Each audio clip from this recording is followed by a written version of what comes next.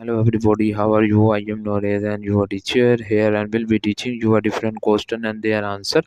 So I welcome you on classtheta.com where we'll be discussing question. So let's get on the question. So our today question is when examples of the regulating zones list lightings the numbers of the fast food restaurants that can be built near the residential area, making sure trash pickup, streets cleanings and the snow plowing services are in place, raising revenue for a new city hall to replace and existing structures that in the disrepairs, staffing locals, public swimming pools and the beaches with qualified lifeguard. The correct answer of the question is limiting the number of the fast food restaurant that can be built near a residential area. So that the answer of the question.